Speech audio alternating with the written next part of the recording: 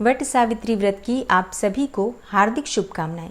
माता सावित्री की कृपा से सदैव हम सभी का सौभाग्य अखंड रहे, इसी मंगल कामना के साथ आज की वीडियो की शुरुआत करते हैं। आज की वीडियो में आप सुनेंगे वट सावित्री व्रत की कथा। ये कथा माता सावित्री की है, जिन्होंने अपने पति सत्यवान के प्राण यमराज से भी वापस ले लिए थे।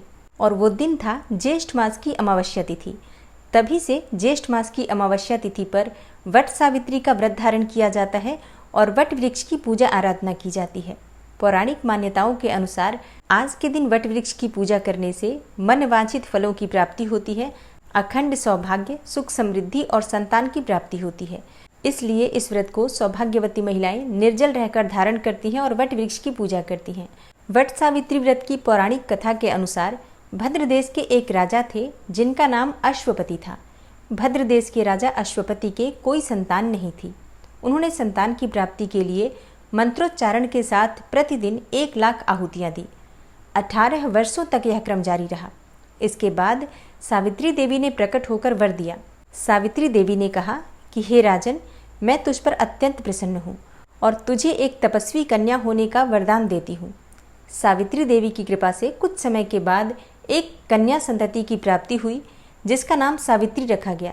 सावित्री देवी की कृपा से जन्म लेने के कारण ही कन्या का नाम सावित्री रखा गया। कन्या बड़ी होकर बेहद रूपवान हुई। योग्य वर न मिलने की वजह से सावित्री के पिता बहुत दुखी थे और उन्होंने कन्या को स्वयं ही वर तलाशने को भेजा। सावित्री तपोवन में भटकने लगी। वहाँ साल्व देश के राजा दुमतसेन रहते थे, क्योंकि उनका राज्य किसी ने छीन लिया था। उनके पुत्र सत्यवान को देखकर सावित्री ने पति के रूप में उनका वरण किया। ऋषिराज नारद को जब यह बात पता चली तो वह राजा अश्वपति के पास पहुंचे और कहा कि हे राजन, ये क्या कर रहे हैं आप?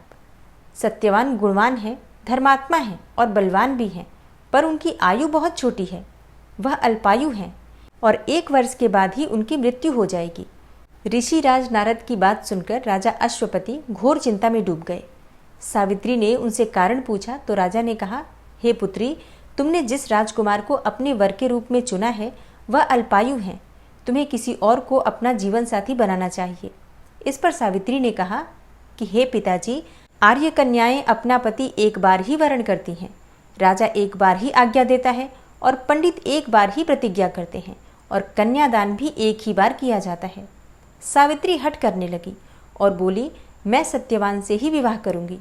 राजा अश्वपति ने सावित्री का विवाह सत्यवान से कर दिया। सावित्री अपने ससुराल पहुंचते ही सास ससुर की सेवा करने लगी। समय बीतता चला गया। नारद मुनि ने सावित्री को पहले ही सत्यवान की मृत्यु के दिन के बारे में बता दिया था। वह दिन जैसे जैसे करीब आने लगा, सावित्री अधीर होने लगी। उन्होंने 3 दिन पहले से ही उपवास शुरू कर दिया। नारद मुनि द्वारा कथित निश्चित तिथि पर पितरों का पूजन किया। हर दिन की तरह सत्यवान उस दिन भी लकड़ी काटने जंगल चले गए। साथ में सावित्री भी गईं। जंगल में पहुंचकर सत्यवान लकड़ी काटने के लिए एक पेड़ पर चढ़ गए। तभी उनके सिर में तेज दर्द होने लगा। दर्द से व्याकुल होकर सत्यवान पेड़ से नीचे उतर गए। सावित्री अपना भविष्य समझ गईं और सत्यवान के सिर को अपने गोद में रखकर सावित्री सत्यवान का सिर सहलाने लगी। तभी वहां यमराज आते दिखे। यमराज अपने साथ सत्यवान को ले जाने लगे। सावित्री भी उनके पीछे पीछे चल पड़ी। यमराज ने सावित्री को समझाने की कोशिश की कि यही विधि का विधान है, लेकिन सावित्री नहीं मानी। सावित्री की निष्ठा और पतिपरायणता को देखकर यमराज ने सावित्री से कहा कि हे देवी, तुम धन्य हो, तुम मुझसे कोई भी वरदान मांगो। सावित्री ने कहा कि मेरे सास ससुर वनवासी हैं और अंधे भी हैं, उन्हें आप दिव्य ज्योति प्रदान करें। यमराज ने कहा, ऐसा ही होगा, जाओ अब लौट जाओ। लेकिन सावित्री अपने पति सत्यवान के पीछे पीछे चलती रही। यमराज ने कहा, हे देवी, तुम वापस जाओ। सावित्री ने कहा, भगवान, मुझे अपने पतिदेव के पीछे पीछे चलने में कोई परेशानी नहीं है। पति के पीछे चलना मेरा कर्तव्य है। यह सुनकर उन्होंने फिर से उसे एक और वर मांगने के लिए कहा। सावित्री बोली, हमारे सास ससुर का राज्य छिन गया है, उसे पुनः वापस दिला दें। यमराज ने सावित्री को यह वरदान भी दे दिया और कहा, अब तुम लौट जाओ। लेकिन सावित्री फिर पीछे पीछे ही चलती रही। यमराज ने सावित्री को तीसरा वरदान मांगने को कहा। इस पर सावित्री ने 100 संतानों और अखंड सौभाग्य का वरदान मांगा। यमराज ने इसका वरदान भी सावित्री को दे दिया। सावित्री ने यमराज से कहा कि हे प्रभु, मैं तो एक पतिव्रता पत्नी हूँ और आपने मुझे पुत्रवती होने का आशीर्वाद दिया है। अगर आप मेरे पति को साथ लेकर जा रहे हैं तो मुझे 100 संतानें कैसे प्राप्त होंगी और मुझे अखंड सौभाग्य की प्राप्ति कैसे होगी। यह सुनकर यमराज को सत्यवान के प्राण छोड़ने पड़े और यमराज अंतर्ध्यान हो गए और सावित्री उसी वट वृक्ष के पास आ गई जहाँ उसके पति का मृत शरीर पड़ा था। सत्यवान जीवंत हो गया और दोनों खुशी खुशी अपने राज्य की ओर चल पड़े। दोनों जब घर पहुंचे तो देखा कि माता पिता को दिव्य ज्योति प्राप्त हो गई है। इस प्रकार सावित्री सत्यवान चिरकाल तक राज्य का सुख भोगते रहे। अतः पतिव्रता सावित्री के अनुरूप ही पहले अपने सास ससुर का उचित पूजन करें, उसके बाद अन्य विधियों का प्रारंभ करें। वट सावित्री व्रत करने और इस कथा को सुनने से उपवासक के वैवाहिक जीवन या जीवन साथी की आयु पर किसी भी प्रकार का कोई संकट आया हो तो वो भी टल जाता है। अब बात करें पूजा विधि के बारे में, तो देखिए आप सभी जानते हैं आज वट वृक्ष की पूजा की जाती है और वट वृक्ष की पूजा के लिए सौभाग्यवती महिलाएं श्रृंगार करके, मतलब 16 श्रृंगार करके सावित्री और सत्यवान की पूजा करने वट वृक्ष के पास जाती हैं। तो आप सुबह जल्दी उठ जाइए, स्नान इत्यादि से निवृत्त हो जाइए और फिर वट वृक्ष आपके घर के आसपास हो तो वहां जाकर पूजा कर सकते हैं। लेकिन कहीं भी बाहर जब हम पूजा करने जाते हैं तो पहले अपने घर की पूजा हमें कर लेनी चाहिए। घर के मंदिर में जो भी देवी देवता विराजित हैं पहले उनकी पूजा कर लीजिए। उसके बाद आप मंदिर में जाकर या फिर जहाँ पर भी बरगद का वृक्ष है वहाँ जाकर पूजा कर सकते हैं। अब बहुत से भक्तों के प्रश्न आए हैं कि वट वृक्ष हमारे घर के आसपास नहीं है, हम बाहर नहीं जा सकते हैं, तो ऐसे में क्या करें। तो ऐसे में आप अपने घर में बरगद की एक डंडी लेकर आ जाइए, उसे एक गमले में लगा दीजिए और उसी की विधि विधान से पूजा कर लीजिए। आप चाहें तो नर्सरी से वट वृक्ष का पौधा भी लेकर आ सकते हैं और उसकी भी पूजा कर सकते हैं। पूजा के बाद उस पौधे का क्या करना है, आप चाहें तो अपने घर में ही रहने दीजिए, प्रतिदिन पूजा कर सकते हैं। वट वृक्ष अगर घर में लगा होता है तो इसे श्रेष्ठ ही माना जाता है। तो गमले में लगा है, आप अपने घर की बालकनी में रख दीजिए और प्रतिदिन जल अर्पित कर सकते हैं, धूप दीप अर्पित कर सकते हैं। और अगर नहीं रखना चाहते हैं तो घर के आसपास कोई मंदिर है तो वहां ले जाकर रखाइए। मतलब वट सावित्री व्रत के दिन पूजा कर लीजिए और अगले दिन इस वट वृक्ष के पौधे को ले जाकर आसपास कोई मंदिर हो तो वहां दान कर सकते हैं। और आज के दिन वट वृक्ष की पूजा कैसे करनी चाहिए, देखिए जब आप वट वृक्ष के पौधे के पास जाते हैं, वृक्ष के पास जाते हैं, तो सबसे पहले वृक्ष देवता को प्रणाम कीजिए। वहीं पास में बैठकर, मतलब जड़ के पास बैठकर ही पूजा की जाती है। तो आप चाहें तो कलश की स्थापना कर सकते हैं। वैसे जब हम किसी वृक्ष के नीचे जाकर पूजा करते हैं तो कलश की स्थापना करने की आवश्यकता नहीं होती है। लेकिन अगर आप घर में पूजा कर रहे हैं, घर में आपने छोटा सा पौधा लगाया है या डंडी लगाई है बरगद के वृक्ष की, तो ऐसे में आप घर में कलश की स्थापना जरूर कर लीजिए। लेकिन वट वृक्ष के पास जाकर पूजा कर रहे हैं तो बिल्कुल भी आवश्यकता नहीं है आपको कलश की स्थापना करने की, क्योंकि वहां तो सभी देवी देवता साक्षात रूप में विराजमान हैं, तो किसी भी आवाहन की, विसर्जन की आवश्यकता नहीं होगी। वट वृक्ष के पास जाकर आपको सिर्फ जल अर्पित करना चाहिए। थोड़ा सा कच्चा दूध अर्पित कर सकते हैं या कच्चा दूध मिश्रित जल भी अर्पित कर सकते हैं। मीठा जल अर्पित किया जाता है, जल में थोड़ी सी शक्कर भी मिला दीजिए या फिर शहद डाल सकते हैं। और बरगद के वृक्ष को सींचते समय ब्रह्मा, विष्णु, महेश तीनों देवताओं का ध्यान कीजिए। फिर सावित्री और सत्यवान का ध्यान कीजिए, यमराज का ध्यान कीजिए, सबको प्रणाम कीजिए और इसके बाद आपकी पूजा प्रारंभ हो जाती है धूप दीप प्रज्वलित करके। और जो भी आप सामग्री लेकर जाते हैं सब वहीं पर पीपल की जड़ के पास ही अर्पित करना होता है। एपन जरूर लेकर जाना चाहिए, मतलब चावल का घोल जिसमें हल्दी मिला लेते हैं, और इसे लेकर जाते हैं तो हम वट वृक्ष के पास सबसे पहले अपनी 5 उंगलियों में डुबाकर, 5 उंगलियों में वो एपन लगाकर और थापा लगाएंगे पूरे वट वृक्ष पे 5 बार या 7 बार। अपने पास जो सामग्री है सब में आप थोड़ा थोड़ा एपन लगा दीजिए, उंगलियों के द्वारा ही, मतलब थापे से लग जाते हैं।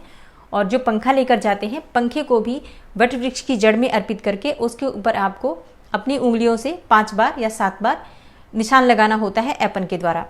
उसके बाद पंखे के ऊपर आप 5 या 7 वट वृक्ष के पत्ते रख दीजिए। उसी पर सुहाग की सामग्री रखी जाती है, फल इत्यादि चढ़ाए जाते हैं और बहुत सारी चीजें इसमें से दान की जाती हैं। कुछ चीजें प्रसाद स्वरूप अपने लिए भी रखी जाती हैं। जो वस्त्र आप लेकर गए हैं सावित्री, सत्यवान, वट वृक्ष के लिए भी, वो सभी वस्त्र इत्यादि वहीं वट वृक्ष की जड़ में अर्पित कर दीजिए। प्रणाम कर लीजिए, अपने मन की जो भी प्रार्थना है कर लीजिए। देखिए भाव आप अपने हिसाब से व्यक्त करते हैं। जो भी आपकी परेशानियां हैं आप सबका स्मरण कर सकते हैं। अखंड सौभाग्य के लिए प्रार्थना कर सकते हैं, संतान की प्राप्ति के लिए प्रार्थना कर सकते हैं, संतान की उन्नति के लिए, परिवार की तरक्की के लिए, परिवार की सुख समृद्धि के लिए, मतलब किसी भी प्रकार की आपकी कामना है वो निश्चित ही पूर्ण होती है। क्योंकि वट सावित्री व्रत के दिन वट वृक्ष की एनर्जी बहुत हाई लेवल पे होती है, तो इस दिन की गई प्रार्थना निश्चित ही स्वीकार्य होती है। तो सभी देवी देवताओं का ध्यान करके अपने मन की कामना कहिए, निश्चित ही कामना पूर्ण होगी। तो पूजा पूर्ण कर लीजिए। उसके बाद आपको परिक्रमा करनी है। परिक्रमा आप, जैसे मैंने बताया, आप चने के दाने से भी कर सकते हैं, मूंगफली के दाने से भी कर सकते हैं, या फिर कोई और सामग्री आपके पास है तो उससे भी कर सकते हैं। परिक्रमा आप जिस स्थान पर पूजा कर रहे हैं वहां से प्रारंभ होती है और क्लॉकवाइज परिक्रमा होती है, मतलब घड़ी की सुई जिस दिशा में घूमती है उसी प्रकार से हम परिक्रमा करते हैं। तो जब परिक्रमा आप करते हैं, आपके हाथ में सिंदूर जरूर होना चाहिए। जितनी बार आप परिक्रमा करेंगे उतनी बार जो भी आपके हाथ में सामग्री है गिनने के लिए उसे अर्पित करेंगे और फिर सिंदूर अपने अनामिका उंगली में लगाकर वट वृक्ष पर सिंदूर लगाएंगे और फिर उस सिंदूर को अपनी मांग में लगाएंगे। जितनी बार आप परिक्रमा करेंगे हर बार आपको वट वृक्ष में सिंदूर अवश्य लगाना है और फिर उसे अपनी मांग में भरना है। माता सावित्री का ध्यान करते हुए ये कार्य कीजिए। अखंड सौभाग्य के लिए प्रार्थना करते हुए आपको परिक्रमा करनी होती है। और हाँ, जैसे कि कई भक्तों के प्रश्न आते हैं कि कौन से मंत्र का आज हमें जप करना चाहिए। तो देखिए, जैसा मैंने आपको शुरू में ही बोला मंत्र, उस मंत्र को जपते हुए आप परिक्रमा कर सकते हैं, क्योंकि उसमें उस एक मंत्र में सभी चीज़ें समाहित हैं। बहुत सारी चीज़ें आप माता से प्रार्थना करके अपने लिए कामना करती हैं। तो उस मंत्र को भी चाहे तो बोल सकते हैं, नोट कर लीजिएगा। और या फिर सिर्फ माता सावित्री का ध्यान करते हुए जय माँ सावित्री इस प्रकार से भी मंत्र जप करते हुए आप परिक्रमा कर सकते हैं। और परिक्रमा करने के बाद कथा की जाती है। जैसे कि वहाँ पर कई बार ब्राह्मण होते हैं तो वही कथा कर रहे होते हैं, या फिर जो भी स्त्रियाँ होती हैं वो आपस में भी कथा कर रही होती हैं। आप चाहें तो जैसे कि खुद के पास से किताब लेकर जाइए और स्वयं से भी पुस्तक पढ़कर भी कथा पढ़ सकती हैं, या फिर मोबाइल पर भी सुन सकते हैं। तो अपने हाथ में थोड़े से चने के दाने और थोड़े से पुष्प लेकर कथा सुन लीजिए और कथा पूर्ण होने के बाद आपके हाथ में जो सामग्री है वट वृक्ष की जड़ में अर्पित कर दीजिए। प्रार्थना कर लीजिए माता सावित्री से, भगवान सत्यवान से और यमराज जी से, और सभी देवी देवताओं का मन में ध्यान कर लीजिए। अब आपकी पूजा पूर्ण हो जाती है। और इसके बाद जो भी वहाँ पर सुहागिन महिलाएं होती हैं सब एक दूसरे को सिंदूर लगाते हैं। जो बड़े बुजुर्ग होते हैं उनके चरण स्पर्श करने चाहिए और सबका आशीर्वाद लेना चाहिए। अगर कोई ब्राह्मण दंपत्ति हो वहाँ पर तो उनके चरण स्पर्श करके दान की सामग्री आप वहीं पर दान कर सकते हैं। कुछ खाने की सामग्री लेकर गए हैं तो आसपास जो भी बच्चे हैं उनको आप खाने की सामग्री दे सकते हैं, फल दे सकते हैं, मिठाइयाँ दे सकते हैं। कुछ न कुछ आपको वट वृक्ष के पास भी वितरित करना चाहिए। देखिए, मेन तो वही है जहाँ पर हम पूजा कर रहे हैं, तो वहाँ जो पूजा करने के बाद आप कुछ सामग्री वितरित करते हैं, किसी का मुंह मीठा करवाते हैं, किसी का आशीर्वाद लेते हैं, इसका बहुत अधिक महत्व होता है। और इसके बाद अपने घर में आकर जो भी बड़े बुजुर्ग हैं उनके चरण स्पर्श कर लीजिए। और हाँ, अपने पति के चरण स्पर्श आज जरूर करना चाहिए, उनका आशीर्वाद लेना चाहिए। आप जो पंखा लेकर आए हैं वहाँ से, उससे उनको हवा करनी चाहिए। और एक और चीज़ जो मैं आपको बताना भूल गई, जब आप परिक्रमा करते हैं, मतलब जब आप पूजा करेंगे वट वृक्ष की, तो वट वृक्ष के पत्ते का श्रृंगार किया जाता है आज के दिन। तो आप चाहें तो पूरी माला बनाकर भी वट वृक्ष की और धारण कर सकते हैं, या फिर आप ऐसा भी कर सकते हैं कि एक पत्ता ले लीजिए, अपने बालों में लगा लीजिए और उसे लगाकर परिक्रमा कर सकते हैं, पूजा कर सकते हैं। और उस पत्ते को आप घर में लेकर आ जाते हैं, अपने घर में कहीं पर भी सुरक्षित स्थान पर उसे रख सकते हैं। और जैसे कि ये व्रत निर्जला किया जाता है, मतलब जितने समय तक हम वट वृक्ष की पूजा नहीं कर पाते हैं तब तक जल नहीं ग्रहण करना चाहिए, ऐसा शास्त्रों का विधान है। तो जो लोग स्वस्थ हैं बिल्कुल इसी नियम का पालन करें, बिल्कुल निर्जल रहकर ही हमें वट वृक्ष की पूजा करनी चाहिए। लेकिन मान लीजिए कि आप निर्जल नहीं रह पाते हैं किसी भी कारणवश, जैसे कि बहुत सी गर्भवती महिलाएं हैं जो इतने समय तक पूजा करते समय तक निर्जल नहीं रह पाती हैं, या फिर बीमार हैं, तब ऐसे में क्या करना चाहिए? देखिए, तब ऐसे में आपको सबसे पहले अपने स्वास्थ्य का ध्यान देना चाहिए। स्वास्थ्य अगर ठीक रहेगा तभी आप पूजा कर पाएंगे। तो अगर आप निर्जल नहीं रह पाते हैं तो जल ग्रहण कर सकते हैं।